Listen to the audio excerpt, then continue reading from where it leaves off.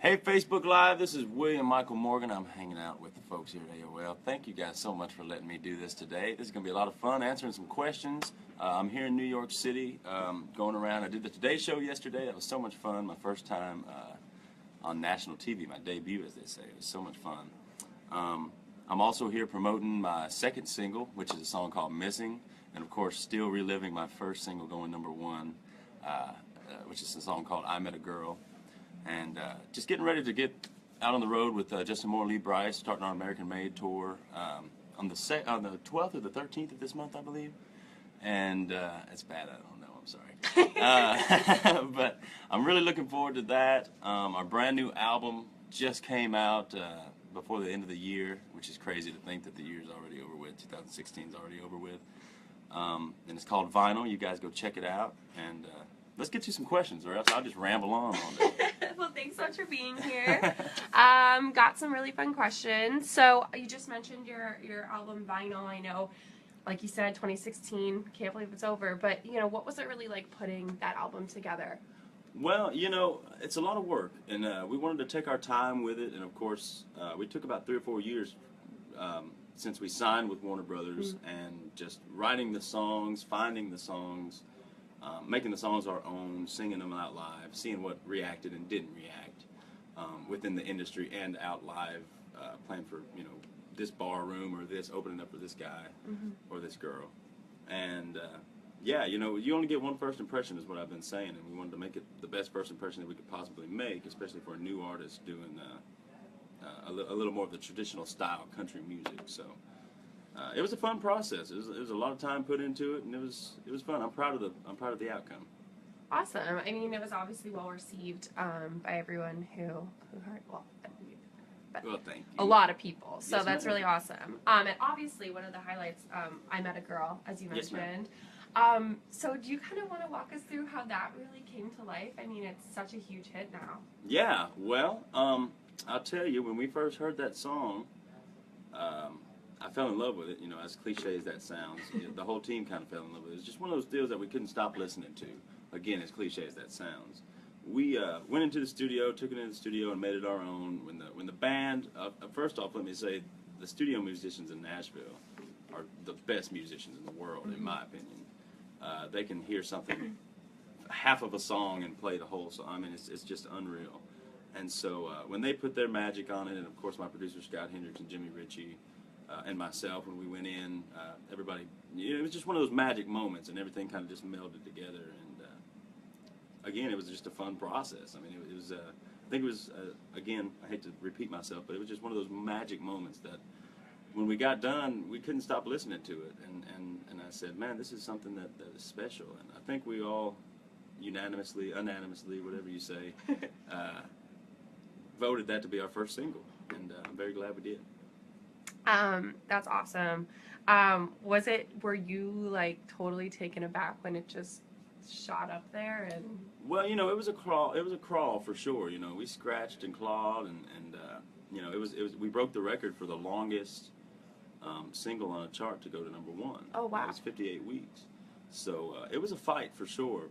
But because, one, we had, we're new artists. We're wearing a cowboy hat. we're doing something a little different than what is in today's music, But I think that's what's so great about country music. They allow this, they allow that, and I think I like to put it as we're all on one highway. One person's in the left lane, one person's in the right lane. There's a few in the middle lane too, and we're all just getting off at the same exit. It's just all a matter of how someone wants to present it. I grew up listening to Merle Haggard and Keith Whitley and George Jones and Mark Chestnut and people like that. But that doesn't mean that this guy grew up listening to that, or this guy or girl grew up listening to this. So everybody's influenced by different things. I think it's just a matter of how you present it. That's perfect segue to our next question, which is, how did you really first fall in love with country music? Well, again, I just grew up listening to Merle Haggard and that more traditional style of music. I just love the realness. Whether it's sad, slow, fast, happy, it doesn't matter. You feel that realness as soon as the song kicks off, and you know who it is within the first 2 or 3 lines of the song, or 2 or 3 words even, should I say? Yeah. And So yeah, I think that's more of my influence. You know, just the more barroom style realness. Right. So kind of a fun one, maybe also from your influence. What is your go-to song to sing in the shower? That depends. It just depends on the day. Today I was listening to Ice Cube. Today was a good day. I didn't even have to use my AK. That's kind of awesome. Yeah. So you've got a broad range. Yeah. Oh, I listen to all genres of music. If it's good music, the way I look at it is, if it's good music, it's good music. It doesn't matter, you know. Right. At any point in time, you could walk on our tour bus and you'll hear us listening to George Strait or Snoop Dogg or Frank Sinatra, even. I mean, Right. it's just we've got a broad horizon of music that we listen to, and so yeah. I mean, it just if it's good music, it's good music. Right. Again, you talked about this, but if you had to choose one person, who would you say was your biggest music inspiration? As far as music goes, Yeah. Merle Haggard. Okay. Now, He's a big one. oh yeah, rest in peace. But as far as style, like the cowboy hat and the style and Mhm. everything, I'd say more George Strait. But yeah. Okay. What was your favorite country song of 2016? Of 2016, there's a lot of good ones. I love Granger Smith. He's a good buddy of mine. Mm-hmm. So I like that new song he's got, If the Boot Fits, Mm. or his hit single, Backroad Song, Mm. you know, that went #1. I guess this song is getting ready to go top 10. I think it may be top 10 now. Or, yeah. So, thanks, Mike. What are you most looking forward to for your 2017 tour this year with Lee Brice and Justin Moore? I'm looking forward to learning, you know, just taking a little piece of each of those artists and putting them into my show, and just me as a person. You know, I've hung out with Lee behind the scenes a little bit, had a few drinks with him, and I've done a few shows with Justin Moore, and they're just great people. Their whole crew's great, everybody's great, and that's what we want to instill in our group as well. And you know, I just want to take as much of their show as I can and put it in my own. Awesome, yeah. I hope that it's a fun tour. I'm sure it will be. Oh, I'm sure it will be a blast. So there's a lot of people out there trying to make it in this big bad country music world. What advice would you give to those people who are really trying hard to make it? Don't waver. People are going to tell you, you got to do this and you got to do that. And most of the time they're right. Sometimes they're right. But you got to be you. You know, you can't, I'm not going to take my cowboy hat off just because somebody asked me to. You know, I'm not going to take my boots off just because somebody asked me to. But the best thing you can do is listen and take what they say and acknowledge it and think about it. But at the end of the day, you have to be you. And you can't let anybody else change that. It's good advice. Switching gears a little bit. What is your guilty pleasure food? Oh, boy, I don't know. I mean, I like a lot of stuff. I like a lot of junk food. My favorite, like, candy bar, I guess, would be I love Twix, Snickers. I become a diva, so I gotta eat my Snickers. It's funny. Okay, cool. So if you could collaborate with one artist, you know, this year, whenever, dead or alive, who would it be? Oh, dead or alive? Elvis Presley, Merle Haggard. Mm. Elvis Presley, probably. Would you do an Elvis Presley song if you sang with Elvis? Oh, good Lord, yes. Yes? Oh, yeah. Do you know which one? Maybe like Crying in the Chapel, Mm. or like In the Ghetto, Mm. American Trilogy. I would love. I would pay to see that. Oh, I would too. Trust me. I think anybody would actually to see Elvis singing just one more time. So one last question, and then we'll get to some of the audience questions we have here. What's your favorite thing about the country music genre? I love that everybody gets along. It's all a big family. You know, there's not this big competition. It's not this, oh, he's doing this, I'm doing this. It's all family, you know, brotherhood, sisterhood. Mm-hmm. And that's what I love the most about it. And it's all country music. You know, people say pop country. People say bro country. People say traditional country. If you notice something in all three of those, there's one word that is the same in all three of them. It's country. It's all country music. And that's what I love. It's just, again, to resort back to my other answer, you know, I grew up on this. That doesn't mean that this guy grew up on that, you know. So it's all the same message. It's just a matter of how you get it out there. Totally. Definitely a huge camaraderie in the country music scene. So it's really fun that you could be a part of that. Oh, for sure. A lot of people asking questions.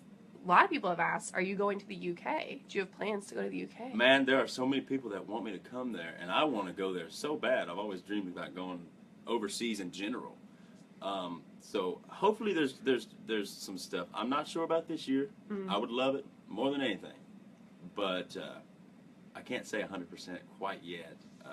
But I would love to. That would tickle me to death. You think they'd let this old redneck in over there? I think they'd enjoy it. So Gene Dickinson wants to know, what is your favorite song on vinyl? What's up, Gene? I'd have to say Vinyl. Vinyl is probably my favorite song. Just because, I mean, the message that it sends. You know, it's a love song. You know, it's saying our love is like vinyl, a vinyl record, which has been around forever. It's timeless. Everyone knows. You know, it's always going to be here. Mm-hmm. And I think that's the same way. Our love will always be here, and it's timeless and it's classic. And that's at least that's the message that I get from the song, and that's probably my favorite song. Just the groove, everything about it. I love it. That's awesome. Cassie wants to know what your favorite venue is to play at. Oh, Cassie, that's a good question. Grand Ole Opry, hands down. Since September 5th of 2015, that's when we made our debut. And I'll never forget that day. We've played about 24 or 25 times now.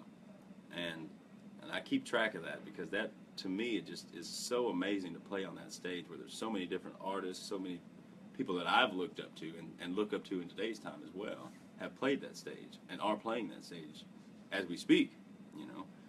And just growing up, that's something that I always wanted to do, was play the Grand Ole Opry. And whether it's the Grand Ole Opry or the Ryman, it's every time feels like the first time. That's awesome. William wants to know if there was a good name, William. If there was a moment you knew you had made it. We're still making it. We're making it. We're climbing. We're climbing the staircase. We're still at the bottom, but we're getting there. We're climbing as fast as we can. But thank you. I think the thing that I moved to town on was I always wanted to be like George Strait, Keith Whitley, and Mark Chestnut. That's why I moved to town. You know, I think I would feel like I've, quote unquote, made it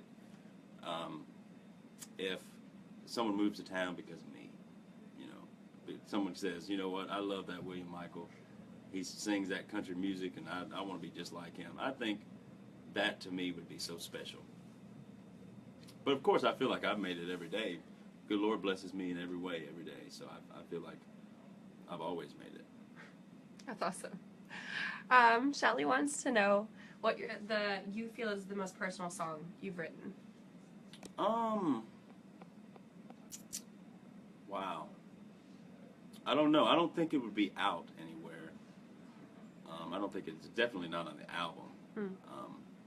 This album, anyhow. Maybe in an album to come if we're lucky enough to have a second, third, fourth album. I don't know. That's a hard question because I always try to write. I write subconsciously.